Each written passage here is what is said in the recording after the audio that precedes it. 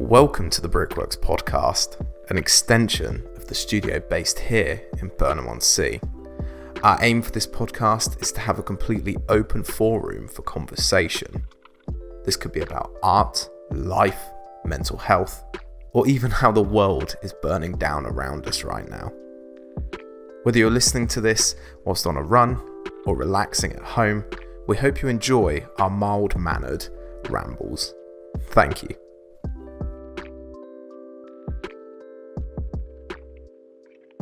I'm not sure, is drum and bass better than dubstep? Yes. I feel like that's a controversial subject though. It's fucking dubstep. And they were like, really well. And I was like, no. Skrillex is my favourite. Oh, Skrillex. Honestly, I used to listen to Skrillex when I was like Fucking 16. Angry robots. Yeah. You know the crazy thing? I watched this like weird video the other day. I think it was like a movie clip with like Zac Efron was in it or something. And they were like describing like the different beats per minute to like how to get the body moving. Yeah. And it was like, apparently dubstep is like 130 BPM, but then it's cut by half. So it's 60 BPM. It was really, when I watched it, I was like, huh? Yeah. Like I got confused in myself. I just like simple. Well, we were talking about 80s disco earlier. Yeah. It's such a vibe. What's your go-to 80s disco song though? Or playlist actually, because I know what you're like me. I don't really have specifics. Ring My Bell. That one. That's a classic. Because they had it on the Heinz Beans advert. Oh yeah, and I was yeah. like, oh, I like this. Yeah. There's something such a vibe about like 80s disco music though, I think. Yeah. Because it's just so much more like... It's upbeat. Yeah. And most of the time they're not talking about fast cars and women, so it's like... Oh, well, I can't talk. I listen to hip hop, so orcs. But I think the thing with it is like pop music now. Is pop even the correct term? Yeah, popular. Pop, yeah, I think it's pop music. But like pop music now, it's so fucking boring I compared never to like... listen to the top 40 because it's all... There doesn't seem to be enough like layers to it. Yeah. And also everything is like sampled from... So you think, oh, this is really catchy, and the actual catchy bit is from a song did 10 years ago, which is from another song 10 years before that. And it's like, oh, and you find the original song, and you're like, oh, yeah, I like this. Yeah, this is better. Yeah. There's a Dr. Dre song that's like that, where it's like the original sample is actually better than the Dr. Dre version. It's really weird, like, but it sounds so similar, obviously, because it's a sample. But how do we get onto? I don't know how we even got here, but there we are. Crazy. So how are you doing, Naomi? How's it going? Good, thanks. Yeah. You just went to an art event, didn't you? Recently, you said. Yeah, it was up at Broomhill, and it's one of their first events that they've held. They're going to do one every month now with different themes. So the next one is like health and well-being, but this one was art. Cool. So they had about 5 different stalls and like some food stuff too. That's a vibe. Yeah, and it was really lovely because Broomhill's just been bought out by an American man, I think. Cool. And he's making it into a art residence place, keeping the restaurant open. Okay. The food's really good. And it was just lovely. The rain stopped, thank God. Nice. They had all these beautiful benches handmade out of wood. So everyone was making use of those. That's so cool. Beer, wine, yes. Sounds like the perfect evening. Everything there, yeah. Yeah, absolutely. That must be cool though, because was that your first event? Out. Yeah, really. Literally first outing. That's so sick. I think they had over 400 guests. Yeah. And you had to book, which obviously for like numbers. But it was just brilliant seeing people milling around, having fun, talking to each other. Yeah. And like people recognizing each other because it's quite a small community. I think. It was really nice. Yeah. I think there's something so like resetting about going to an art event again. Like as you know, I was down in Torquay last weekend, and like although the exhibition was a fantastic show, it was there was nobody in there as such compared to the event that you went to. Atmosphere, like yeah. And I'm like teething to put on like an open evening or something. Like just to have like a really sort of cool atmosphere, live music kind of vibe. It's always like, you know, when you get invited to like when there's a private event on and they've got champagne and stuff. Yeah. Like, oh yes. And you got the music going on and everyone's just so excited and they talk about the art, but mainly like it's a good starting point to meet other people and to network and just get ideas as well as looking at the art. Yeah, 100%. Yeah. And I suppose like networking is kind of vital where you are at the moment down in Devon, because like the art communities are a little bit smaller in regards to like, because we met in Cheltenham, to people listening or watching, we met whilst I just finishing my master's. I just stopped pulling my hair out. And like the art scene in Cheltenham obviously is very much student based, or can be primarily sort of student based in some regards. There's a lot of student, there's also massive fine art, and I think anywhere with sort of like natural beauty, a lot of people either retire and go, oh, I really like watercolours. Yeah. This is my new hobby. But there was massive fine art in Cheltenham, but as an illustrator, that just wasn't quite for me. No. And I think same with photography. It's a really weird scene in Chel, I think, like the art scene there, because it is this really weird sort of paradox between these students that are just coming out fresh-eyed, like new ideas to sort of approach the art world, and arguably some very contemporary ideas. And then on the flip side of that, it is quite traditional fine art.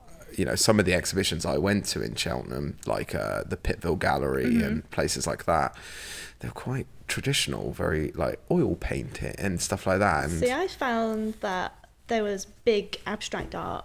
Really? So Maybe I was looking in the wrong place. Yeah, I think there's this girl called Ruby. She's lovely, and she did big. I think you would call it like resin art.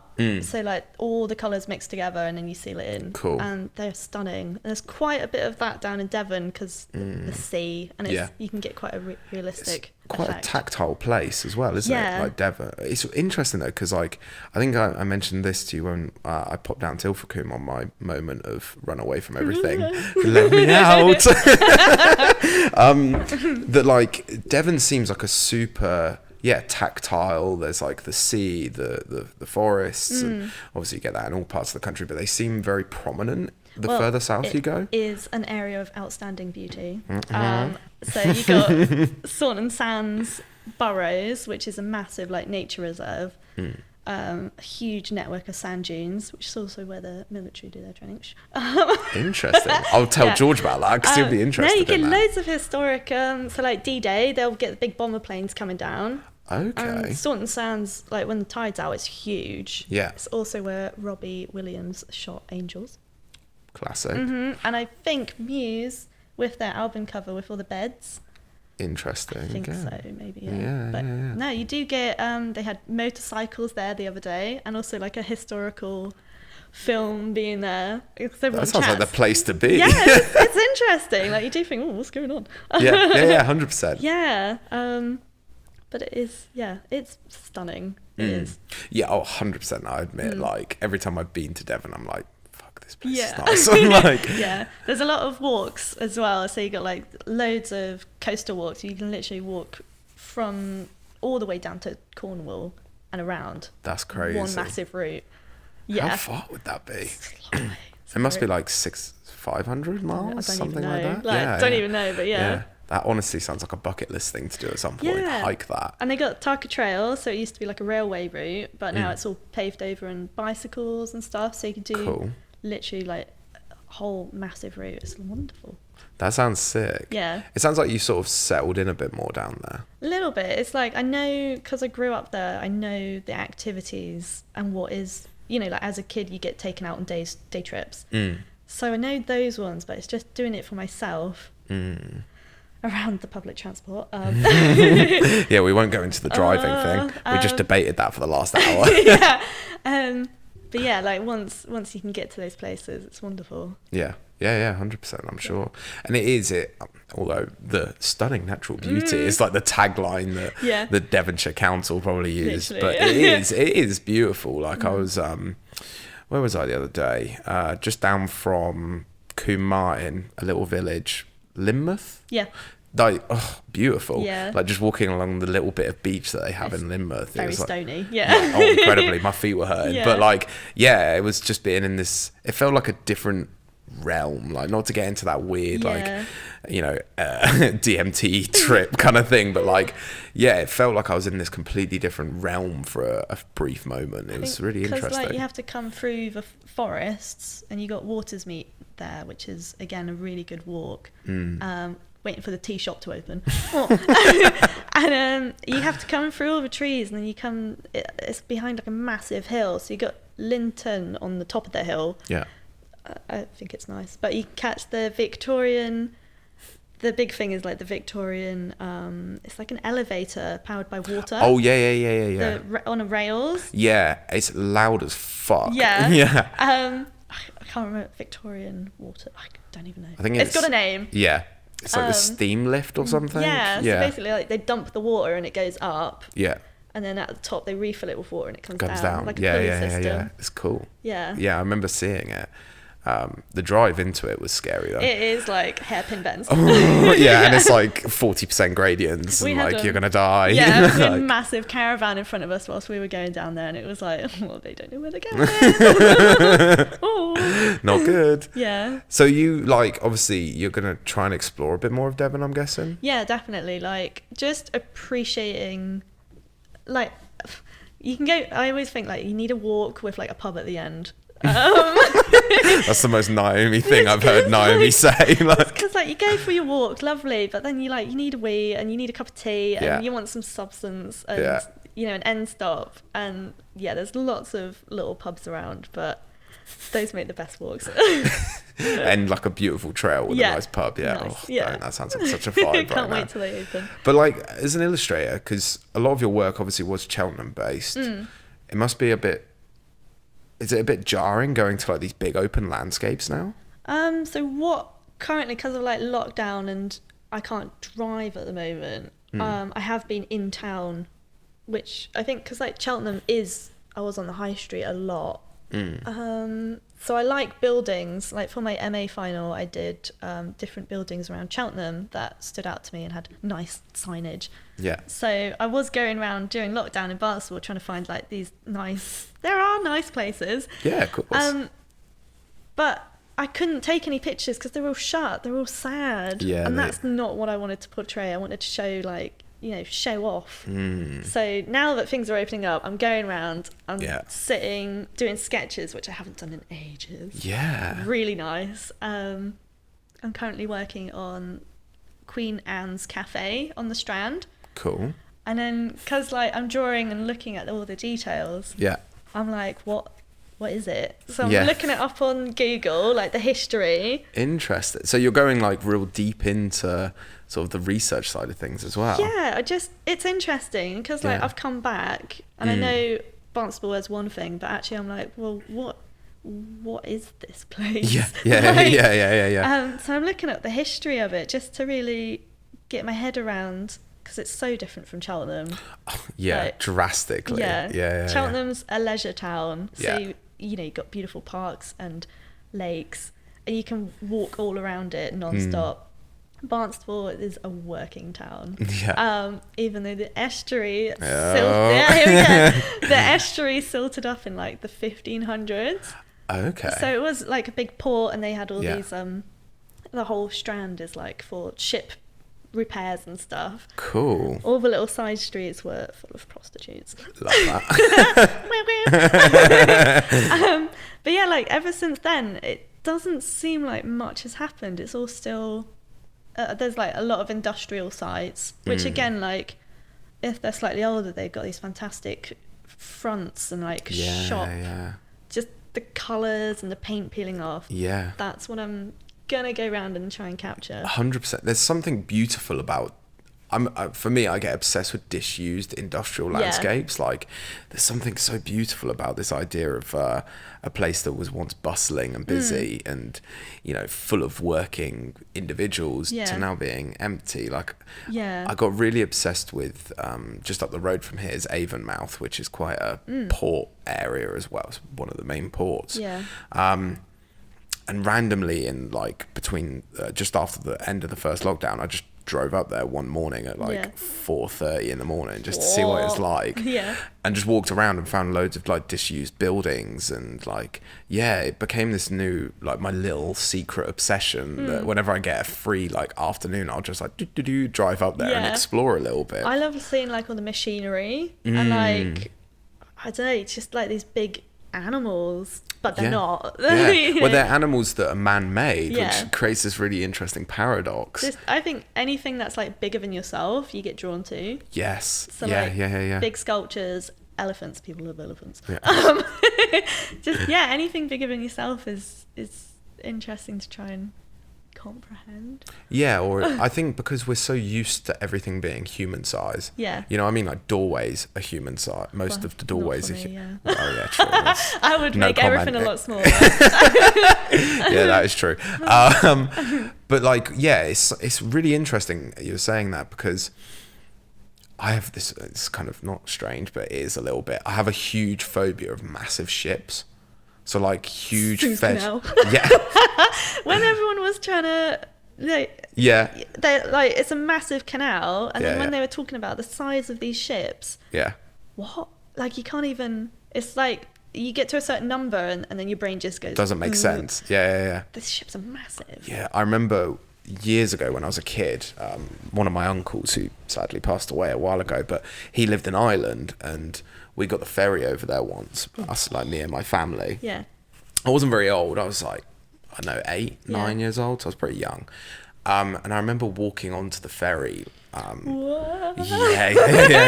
I get seasick as well, which is not a good time. But I remember walking onto this ferry and like looking up at the size of this fucking boat. Yeah. And it's something like, whether it's like my monkey brain in me told me to like freak the fuck out. Yeah.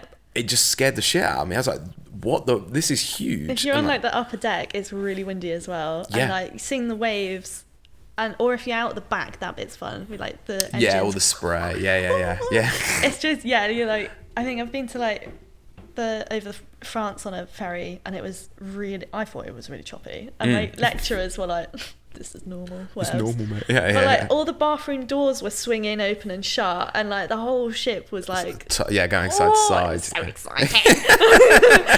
So you don't experience it. No. Often. No. I think I think for me, like, just the scale of these things, like when I stand next to something like that, it makes you realise just how fucking small we are. Yeah. Like little ants. Yeah. 100%. Like, I think it's like Joe Rogan, a podcast I listened to. He was like, we should be scared shitless because we're basically little soft matters on a planet going through a universe that we don't understand with like fucking huge rocks trying to hit us on a daily basis. Like, we should be scared. Like, why are we worrying about like, what am I wearing today? It's like, we could be fucking destroyed. You know what I mean? So it's like, I think it's perspective, you know, like the idea of these like big ships, like the perspective of it for me, just something in it, just my brain doesn't comprehend the perspective, and I like, just lose it. With coronavirus, a lot of them have had like skeleton crews. So not skeletons, but like, could you imagine? Because that's what I think. I'm like, whoa. That sounds like a new illustration to me. But there's like, what, five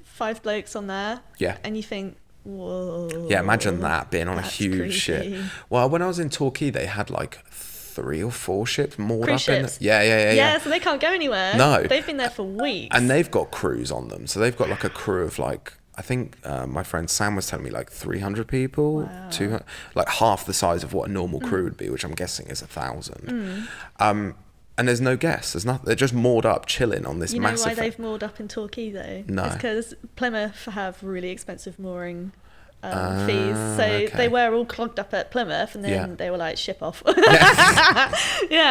that's crazy. So that's, but I was saying to Sam, I was like, that would actually be kind of cool in a weird way, sort of being on this ship with like 300 of potentially your mates.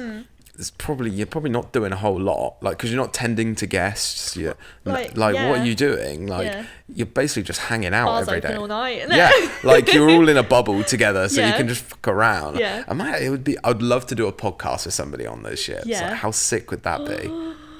That, I think, like, obviously they have these all-inclusive cruises, and it's literally like, I've had a few relatives go on them, and they said it's like a city on the sea. Yeah. Everything you could ever want. Yeah. Whoa. There's part of me would like to do something like that as a project. I remember a job came up a few years ago that I applied for, like before I did my MA or anything. And it was like cruise ship photographer. And like, there'd be so many drunk middle-aged people. I know, and they'd all be posing with some weird fucking they don't even know each other, and they're like, yeah, come here, Brian, and his name's Steve. Like, and there was part of me that was like, fuck, I want to do that, because like, not only do you get to travel and get paid to make, let's be honest, fairly easy imagery, but like, you get to be on this city, on the, like, you can make such a cool project. Like, I don't know, cruise ships have always you been an often interest. get the same people on them, so like you go on one, and then I think they must just be like, this is amazing. I'm gonna book another one. They just go on them. So I think you probably come across Margaret a few times. Like. All right, Margaret. It's like 4th time in a year. Like, why not? I bet the crowds are really interesting. Yeah. Like the people that are on those boats. Just So going back to you were saying about like sort of going back to your roots and doing some like actual sketching and stuff again. That must be quite interesting, because I know you've been doing a lot of. You got an iPad recently. You've gone digital.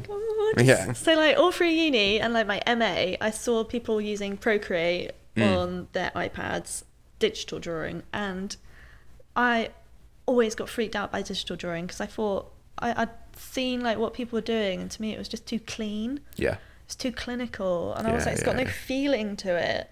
Oh, how wrong I was. No, so like they've brought out, you can get brushes, so basically like, you know, you get your package, and it can look like a pencil, it can look like paint, and you can smudge it. Cool. And it's amazing. So I've downloaded like True Grit supplies.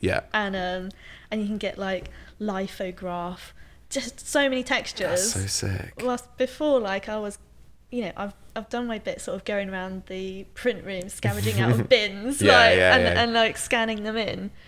But what was putting me off with that technique of traditional and then building it up to finish off in Photoshop was just the time and like the effort and having to scan it in and just the middle bit. And I actually didn't create as much because it was effort. Whilst on this iPad, you can take a picture of something. And it's, you know, it's good quality. You don't have to scan it in. And you can just get straight on top. Like, it makes the working process way quicker. I've got about 5 different pictures on the go. Really? I'm just enjoying it so much. That's so sick. And sort of doing like paint by numbers, I would call it. You know, where like you have your photograph, and you can choose the colours. And then use a different brush or whatever. That's cool. And it's just, I'm just playing. It sounds like it's completely changed like your working process. So like being digital for not sketching, and then for the first time it wasn't raining, so I was like, what? Went outside, drew some Queen Anne's cafe. Cool. And then because I knew I was going to go digital with it, I drew everything like an exploded diagram. So like the cafe, the seats, because they're going to go on top, and then the people on the seats, because they're going to go on top there. Of that. So far I've, you know, outlined the cafe and everything. And it just, everything's on there. You can just cut, paste, erase, you know, add stuff in, change the colours. Oh, it's amazing. That's so cool though, because like I love hearing about people learning new processes, like and changing their processes to their work, because having like a bigger palette of being able to make work in different ways is like kind of vital to keep going. You have to constantly keep moving and improving. I did feel stuck. It was the same method I used all through uni basically, and in my MA I was like, it's all right, but I'm not producing. Again, it's like you feel like you should be producing all the time, which you don't have to. No. But just playing more, there's more room for that. And being creative, I suppose, in some capacities, because like there's always a paradox in photography. I don't know if it's the same in other creative formats, but there's always this paradox between time and effort. So how much time you put into something equals the effort amount, like, which sometimes isn't the case. Very much so. And then sometimes that can limit your creativity or limit your ability to be creative, because if making a single print takes 5 days but you work 7 days a week, you're not going to be able to be creative, as easily as such. So there's always this weird sort of, how much effort do you put into something equals how much time it gives. It doesn't change the quality per se, because I think there's this very not natural, but there's this stigma. I don't know if it's the same in the illustration world, where if something's done quickly, it can't be that good, or it can't be that deep in context in ways, because it's the same in sort of documentary photography, which is obviously my main parameter of work. But if you do a project really quickly, you do a week of shooting something and you finish, there's a stigma that you haven't dug very deep in that, whereas in reality you might have done 6 weeks of research behind it, no one knows what goes on behind. Definitely. Do you think there's something like that in illustration, where it's like the old school sketch it, scan it, longer form of... Sorry, my neighbour's just come home, so she's going to be running around upstairs. So, like, do you think there's a similar sort of aspect in illustration? Disagree, because I've managed to get a few commissions over lockdown, and time is of the essence. They want it as soon as possible. Yeah. So the quicker you send it off, the better. Yeah. And they're paying you you got to think of all your expertise and all your time, before that. And that is how you're able to do it quickly. Yeah. So it's... And then I think there was one, I was like, oh yeah, I can do it by Wednesday. And they're like, we really would like it by Monday. And I'm like, oh, okay, yep, that's fine. I'll see what I can do. Yeah. But yeah, I've done quite a few things that I had never done before, like a GIF. Cool. I was like, but with Procreate, really easy. Yeah. And I YouTubed it, and I thought, I can do this. Yeah. Obviously, I didn't tell them that. Now they know. But it was just really good. So I would say illustration is like art for a purpose, and usually that purpose is like for a magazine article, or for mine it was like LinkedIn blog posts. Interesting. Yeah. Okay. They want it like ASAP. Yeah. I think in the commercial world it's like that for sure. Like anything commercial based, it's time is of the essence. Like, let's get this shit done. Come on. Yeah, it's exactly the same in the photography spectrum. But I think the way I was approaching it was like, when it's personal, I hate the term personal project, because for your own soul. Yeah, and all that bollocks. I hate that, because it just annoys me. It's like, isn't everything you make personal? You're an artist. Anyways, that's a whole fucking rabbit hole that I could go down for a week. I disagree. Yeah. Oh yeah. Oh, hello. But like, I think when you step into the commission commercial world, time is of the essence. You're not like la da da like. But you got to work off the catalogue of work that you have spent ages building up. Of course. And so with pricing is, I'm trying to teach my sister about it, because she's doing illustration and she's in her final year of uni. And it's really hard to put a price to your time and effort. And you got to go, it's not just, that the actual hours you're spending on it. No. It's all the years that you've spent to get to that place. Where you can do things and do the work. It's your expertise. You're an expert in it. Yeah. Own it. If they don't like it, they can go to someone else. Sorry. Yeah, totally. I think that's the thing though. I don't know if you would agree, but some university courses don't teach that very well. It's business. You have to be your own business person. You have to be your own boss, and own that hard. Shit. Yeah. 100%. Why are you late to work today? Yeah. It's like, sit yourself down. I do that sometimes. No, it's a completely different, and you have to really, I think it took me a lot of time to gain confidence in that. But what you got to remember is there is always people out there to help you. Yeah. And you just have to ask, how it will take me this long, what should I charge, or how do I do this? There'll be someone out there to help you. Yeah, and Google's quite the tool these days as well, if you really need some just overview of anything. Yeah, I don't know, like, I know you can do YouTube, but I get put off because most of them are American accents. I just can't listen to that. But like, I still call back my like lecturers. Yeah. You know, because what are we, alumni? Yeah. Like, forever. Do you still get those newsletters? Yeah. Oh my God, I get them on a monthly basis. We're doing this. Yeah, great. Yeah. Thanks. Like, I find them mainly for like business or like not arty. Like, No. they do loads of subjects, but it's quite broad alumni. yeah. I like signing up for like the local art newsletter though, because it pops up with gallery openings, this and that. Of course. Well, you're part of the Devonshire art group or something. North Devon artists. Yeah. I got a little card You're part of the with my name on it. guild. Yes, Yeah. one of the first things I did when I moved down. I was like, right, let's get in here. Yeah. Got my card in the post. We did actually have a little exhibit in between lockdowns just before Christmas, and it was in Studio Kind in Braunton, which is new. Yeah. It's just behind Tesco's. Nice. There's also a coffee brew house, 51 degrees north, I think. Really good coffee. And a gym around the corner too. And it's a really big space. Cool. It's beautiful. So I managed to put in like one of my pieces, which sold. Ooh, so someone's got little bicycles in there. Yeah, I was so chuffed. I was just like, that's so sick. if things can keep going like this, thank you. I'm a full-time artist. Yes.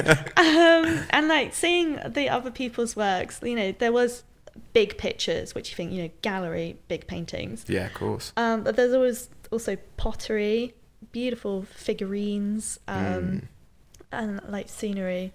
And recently I think they've had Neve Birch in, who's local to Braunton, and she does these massive, she did a video of herself like drawing on the beach, and they almost look like massive crayons. Yeah. But it's all paint.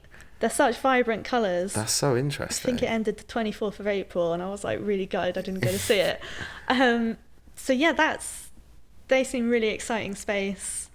Just need to find more of them. Yeah. Is there many spaces around, sort of? Because obviously the feeling that I get with the Devon art scene is it's very, this is over there, and then 20 minutes east is this, and there's not, because obviously it's so spread out as a county. So I find like at the moment I don't really know of many places in Barnstaple, but I know Bideford and Appledore absolutely thriving. You've got beautiful little galleries, cafes with artwork in.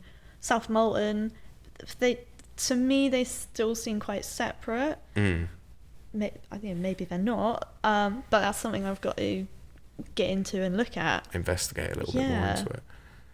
But I think like Cheltenham had a lot of gallery spaces, churches redone. Like there seemed to be a lot of big places to exhibit or hold shows or whatever it might be. Maybe that's just because they have the nice architectural buildings to do it, and maybe they just and they have a lot of money. Yeah, a lot of money. You know, we got to be honest here. Cheltenham's got a lot of money. Oh yeah. Yes. Upper class. Why not?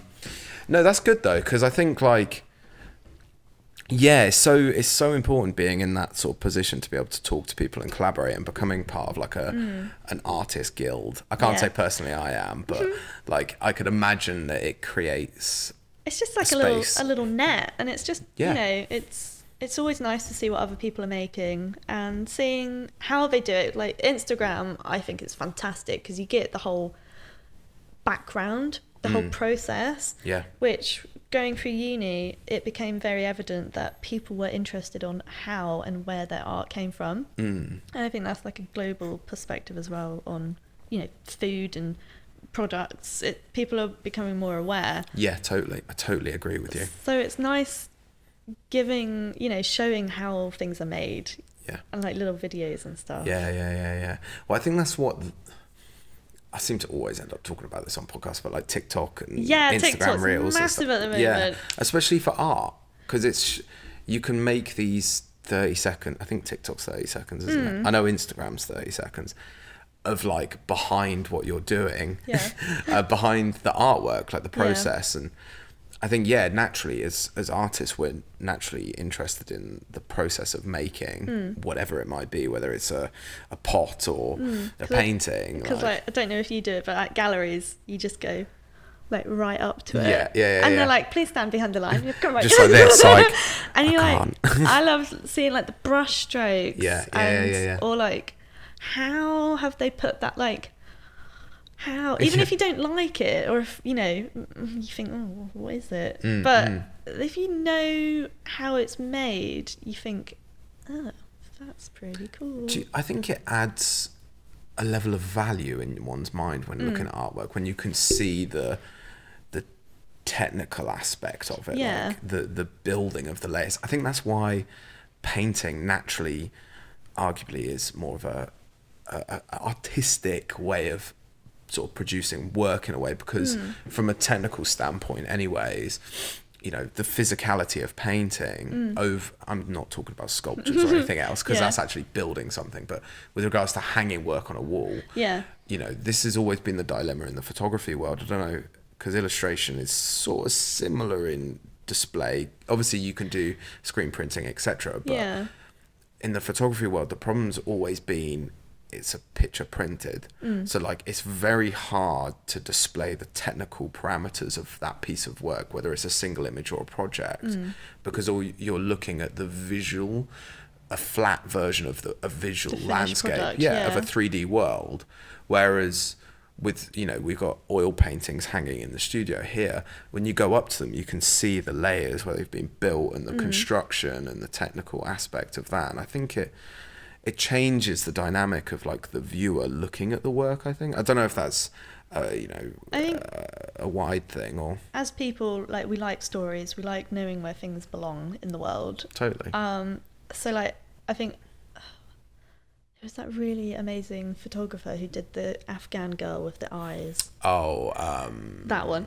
Yeah, I know the one you're on about. Forgot the name though. I went and saw Steve Mccurry. I went and saw. I love him. I saw him talk once. Yeah, he was a nice bloke. He seemed like a nice guy. Very jealous. I went and saw some of his photography in a gallery somewhere. They're huge, like they're printed off massive. Yeah. The colours, but he's like travel photographer. Yeah, he sits in a really weird parameter in photography. Like but the story is his travels and the people he meets, and you know, like you can all these different places, and that, I think, you know, it's a photo and it's flat on the wall, but the story is the there. Pulse. Yeah, totally agree. I think that's the thing, is like it's really hard to make a story out of one image. I have this conversation with photographers quite often. For me anyways, I've always found it hard for my personal work.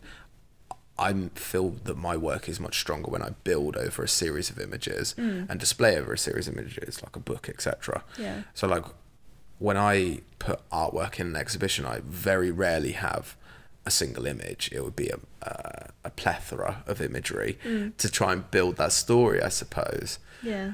Do you think it's the same for you with your illustrations? Like, because I personally, I've never seen your work exhibited per se. I've seen it in Boston. Not yet. No. Yeah, well, Boston, I look forward to the next exhibition you do, Yeah. and hopefully we can do some cool stuff with exhibitions. Like, but I'm very, as you know, I don't know a whole lot about the illustration world.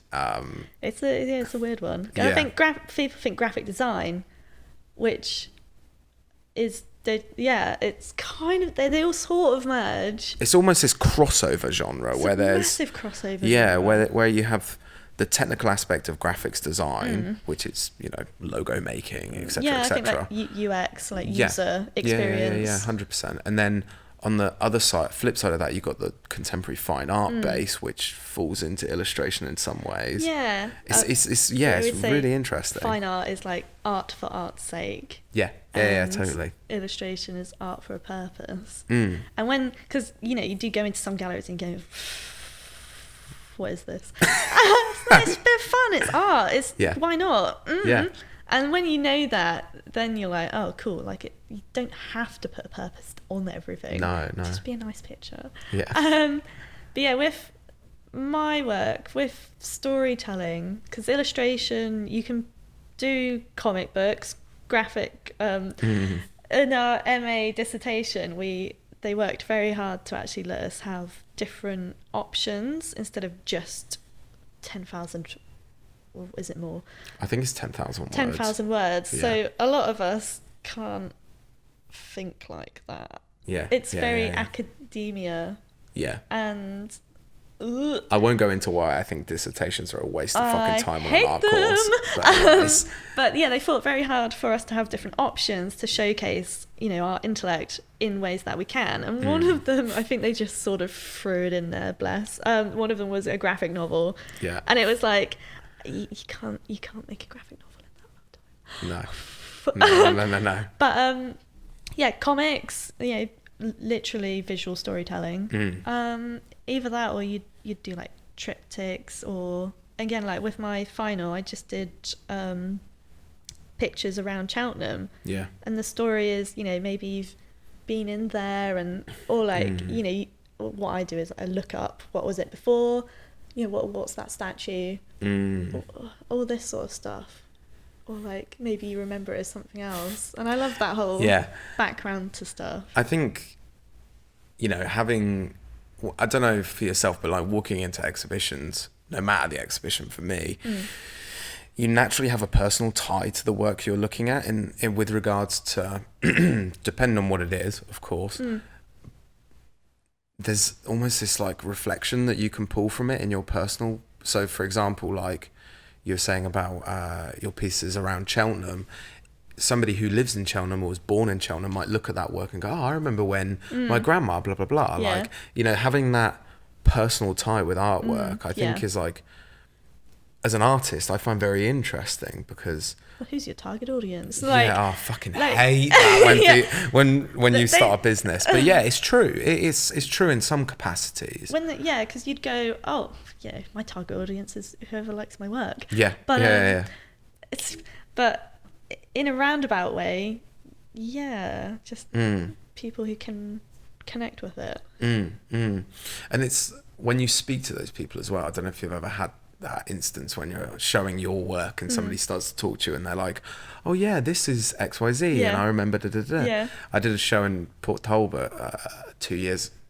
nearly 2 years ago. It's probably like 8 years ago, you don't even know. Oh, darn. It's like 300,000 years ago. Anyway, and it was of work of Port Talbot, and a lot of locals came and they were telling me stories about the areas that I'd photographed. Like they had remembered their grandmother who had ran down the street chasing them or something. You know what I mean? And that, like, hearing those personal stories for me from the project builds it stronger. Like it makes it bigger than what single image. Yeah. And it's like, I'd love to be able to somehow like morph those words into something, but it's like, how do you? You know what I mean? That becomes the question then.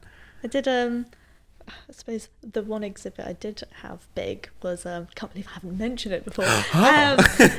So me and a couple of my friends were really fortunate to get the Cheltenham Jazz Festival. Cool.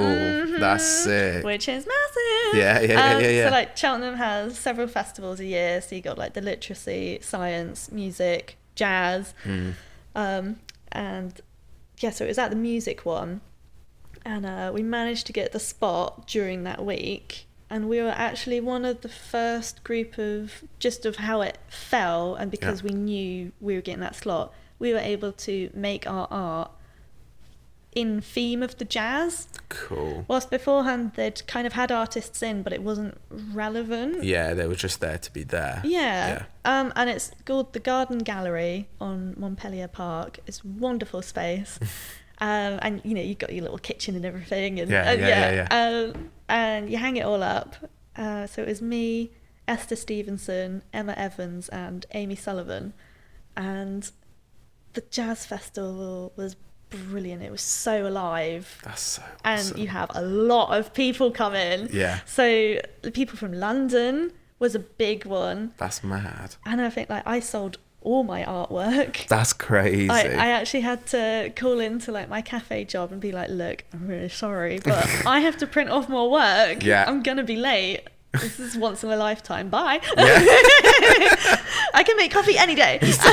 Let me print. Literally, I had a little bit of a discussion with my boss, but yeah, I managed to get away with it. And that for me was like, wow, that was the cherry on top. Wow. People looking at your stuff and wanting it and talking about it. Yeah, 100%. And it was fantastic being with other, my Philly friends. Yeah. Emma Evans is like brilliant artist. She's a technician at the Uni of Gloucester. Cool. Esther now lives in London doing printmaking. Awesome. Yeah. Amy's over in New Zealand. She does a lot of digital vector pictures. Very nice, clean cut, but interesting and sweet. And we were going to have it again last year, but then Corona hit. Good times. Where, but that was, more like that. That was like, wow. That's so cool. Yeah. That must have been such an eye-opening experience. It was, because like I've been in hospitality where you're selling products and you have to get to know the products and it's local and you hype them up, but this was your own stuff. Yeah, it's your baby. And it was this is amazing. So that was like, this is what it feels like. Wow. And just people, taking home your work. And you're like, oh. Yeah. Bye. That's so cool. Yeah. That's so sick. It was wonderful. Yeah, so that is like still ultimate top. Yeah. Yeah. It's like the pinnacle. Yeah. 100%. Yeah. That's so cool though, because like, having that amount of sort of people engaging with your work we as well. had to do clickers of like how many people came in. Okay. And I think poor Esther got a Saturday and she was there with a little helper from the uni and they just couldn't stop clicking. They had to just... keep going and going. People were like, oh, what's this? Yeah, milling in and out. Yeah. And obviously that's wonderful. Yeah, People asking questions. Yes. Yeah. And like, you don't have to lie. No, you're not making up or white lying for something. But also like the enthusiasm is real. You're not like, oh, this is great. Yeah. No, you're actually like, oh no, this piece is like da-da-da-da. Yeah. And then again, like that face to face, they get the story, they get, they can look then on your Instagram and how you make it. And that is like goals. Yes. Literal goals. Yeah. So what are your plans now being back down in Devon? Because like obviously, in Chel you did your masters and then built like a good sort of network for yourself with sort of showcasing your work, etc. Also, I remember going to Boston Tea Party and you knew everyone, which was kind of cool. I've actually got another job on. Are you going to Boston? Starting now. Because so like I worked at Boston during uni on and off, and it was just fantastic. And I've got some pictures up in Cheltenham still because Actually, I remember you telling me that it still says that you're a Cheltenham based artist. It's like orcs. Yeah, a little bit awkward. I've got to go up and change that. I've been in Devon now for a year, but I would still. What's local? Everyone discusses this during the Corona lockdown. Yeah. What is local? But to me, like I know Cheltenham, I know people in Cheltenham, so maybe I'm still a local. Spiritually. Yeah. So no, I do have to change that. But I've updated the pictures of like places, my MA final pictures. Yeah. Smartened them up a bit because I've learned a bit more about presentation. Yeah. This picture sliding down in a frame is not great. No, don't look at the artwork in the studio, please. Like, there's some that are like that right now. But yeah, just like I used to be really slap-handed and really like whatever, like slap. Like my uni lecturers would probably pull the hair out. Oh my god, it'll do. Yeah. And now it's like, actually no, I care. I've learned how to do things properly. Yeah. Whilst before, I find like if you don't know how to do something, sometimes I'd be like, you don't really put the energy into whatever, it. Yeah. So now I've gotten over that. Learned how to just align frames. Yeah. But yeah, now that's you want to take care and precision with your work. That took a lot of time to respect my own work. Yeah, I think especially when you're making a lot of it, or if so the thing with studying, even at a master's level, you're making a lot of work frequently. So like by no means are you devaluing the quality of it, but you're not necessarily valuing it as an entity on its own, if that makes sense. A lot of experiments. Even like my MA was experimenting, and it was almost like like your first year of uni is a bit like if you go through like the creative arts education, you usually do like a foundation diploma, And it's sort of like, come out of college, don't really know what you want to do. Yeah. And they have all these different things like, theatre design, costume design, fine art, blah, blah, blah. Yeah. And first year was playing and learning loads. And again, first year of MA, I was kind of surprised because there was more playing. Yeah.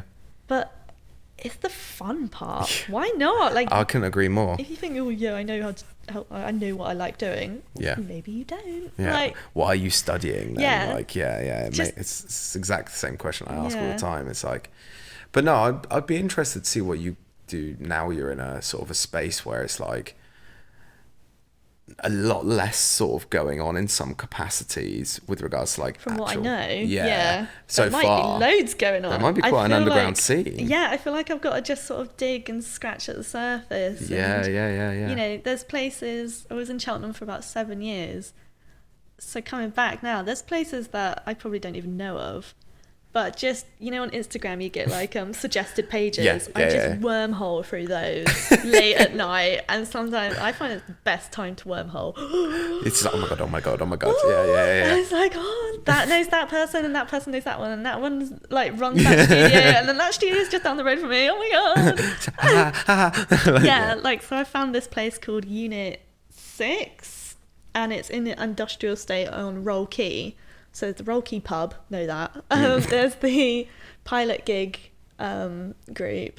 And then, there's Unit 6. And I found it through, like, there's lots of yoga. So, like, hence the Broomhill Yoga and Health thing next month. This lady was doing yoga in this space. And it's just shared space. And they also have, get this, co-sharing desks. Oh, hello. Yeah, so I'm like, hello. Man, that's a new space to move into. Yeah, so I think my next step is probably contact them. Yeah. And be like, yo, do you have a desk for me? Can I move in? Yeah. Now. Yeah. Let me in. Just like banging on the door like, So yeah, and that's just the studio vibe, just that whole networking, talking to other people. Totally agree. Thriving off the environment. Yeah. Because most of us have been working from home, and I tell you what, like, it's all right. It's fine. But I want to chat to someone whilst I'm making the tea. Yeah. Honestly, having that social contact is so important, Yeah. I think, in like so many ways. Yeah. Especially for artists, man. It's like, yeah, well, we're such like lonely creatures, but we thrive off like socializing it as well. It's this really weird paradox. I think it's interconnectivity. So like, we're always looking at how things connect, and throw a big word in, anthropology. Yeah. Because we have to think about how our work affects, or what effect we want with it. Yeah, totally. And so, because we're already on that level of connecting, to then like have actual people. Yeah. Like, and getting real feedback. Yeah. 100%. And it's just, it is like, it like nourishes. Yeah, totally. Nourishes the soul. Yeah. That's so good though. I could imagine like you getting into that space would just like re-energize you as a creative even more. Yeah. Because you're quite an you're quite a sort of person, which is such a vibe. But it's like it's a lot of coffee. It's a lot. We did just have quite a strong coffee before this as well, so it's like ramped up. But I think like being around people that are in a similar space, or whether I've worked in a co-work space before, but it was a bit of a different co-work space. It was more like a business co-work space. Yeah, where you're like, hey, what are you doing? They're like, I'm actually working. Yeah, it's like, I'm doing 18 hours right now. Like, it's like, I'm coding this website. It's like, what music are you playing? Like, that's cool. And mate, No, it wasn't like that. Oh, Everybody just sat there with their headphones on like this, just like on keyboards. So that at uni, like massive. So the illustration at University of Gloucestershire, one massive studio. So you got 130 people in there. Yeah, that was the upstairs room, wasn't it? Yeah. Oh my god, yeah, that room was sick. Princess Tower. Yeah. I've got a belch coming up. Here, I'll cover it for you. I'll just keep talking. But that was one massive room full of cheese plants, which Jen Whiskered actually saved from her house in the. I can't put a time on it. But they were hers, and they were amazing. That's and so it's cool. just. At first it was annoying because you had the first years like so loud. Yeah. But you can just shout over the desk and be like, yo, like... Couldn't you shut the fuck up for a minute? Well, but also like, how are you finding this? How are you finding that? And it is a bit like when people are all in their headphones, like, okay, yeah, it's like working out. Yeah. People are in the zone.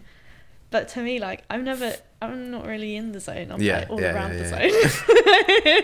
Like, this is the zone. It's like, I might spend like 5 minutes actually working. The rest of it, I'm just chatting in the kitchen. Like, I didn't really get much done. But I think that you have to be open to that.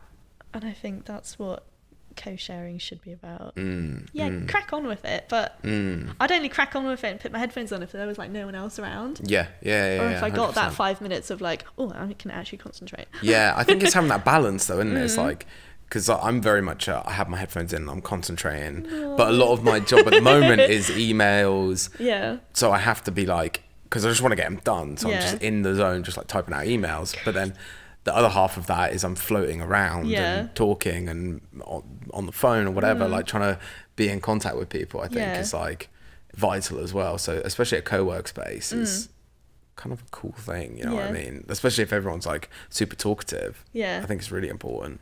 Like, I would go into uni, even if I didn't have a plan of what to do or make, I'd go in anyway, because I know that's where people and I think Corona, like, I just absolutely need, like, I'm an extrovert, I think. And like, I need people to, like, you know, little sim, the little social fingers, bloop, bloop, bloop, bloop.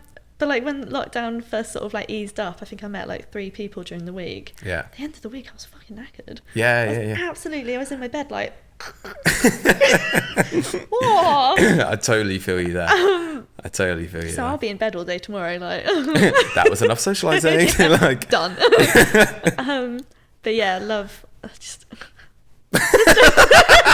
That's like literally the vibe I get. It's just like, come on, like love getting out and talking and seeing what's happening. That's so good. It must feel good to be out of Devon today. Literally, I was on the train like for each mile away. I was like I was. It feels.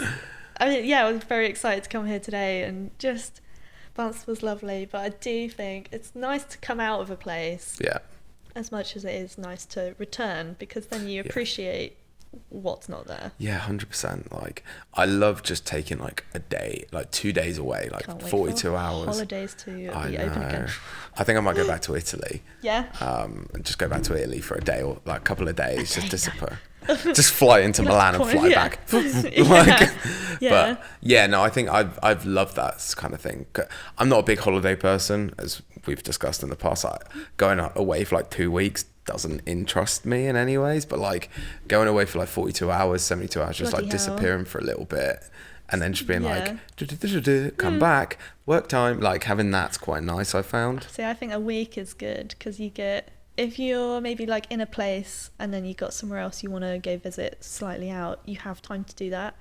Or if you find a really cool area of the city and you think, actually, I'm just going to stay here for like, I think there was one place I went to and there was just this cafe that I really loved. And I went there like every day on my holiday. And I was like, yes, this is lovely. No, I get what you mean. I get what you mean. It's cool. It's cool to do that. I think like all of us are appreciating our time a lot more now. Like, and I don't know about yourself. Time. Oh, Christ. Okay, it's Thursday. How long do we want this podcast to be? I think everyone can relate to having a bit of time warp at the moment. What week is it? I don't even know. Especially in the first lockdown, like Jesus Christ, I just forgot days. I was like, weird. I always get Tuesday and Thursday mixed up because they both begin with T. So that's understandable. Thursdays to me feel like Tuesdays, and what Tuesdays day is it feel today? like Thursday. It's Thursday. I only know what day it is because of the bins go up. That's such a homeowner thing to know. The only thing that keeps me on track is like, shit, it's Monday. Bins need doing. Yeah, it's the only thing that has kept. It's the only routine I've had over Corona. Honestly, we need to get you to some events. Get me out of here. So to everybody who's watching or listening to this, where can they find your work? You're on Instagram and stuff, aren't you? So on Instagram, it's a long one. It's Naomi Powell Illustrations. Beautiful. Yeah. Website is under construction for a while. How long's it been like that? Oh, it was on Squarespace, but they have like American dollars for the shop, so I wasn't happy with that. Try Wix. I think I mentioned to you before. Wix is quite good. Or I use Big Cartel. Yeah, it's just the whole sitting down on a computer thing that's getting to me. Yeah.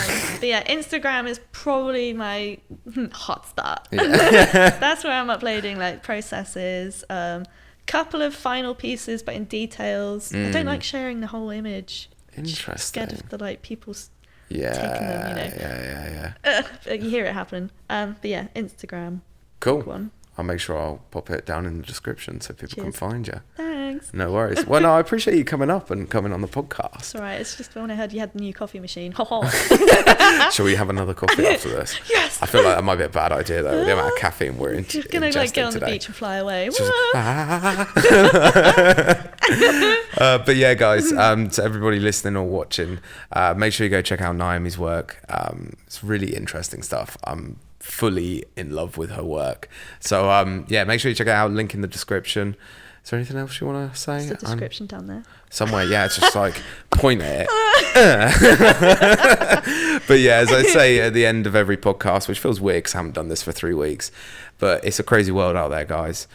Stay safe, look after your family, and adventure a little bit, I think. Just a little bit, stay local. Stay. Peace, guys. Ciao.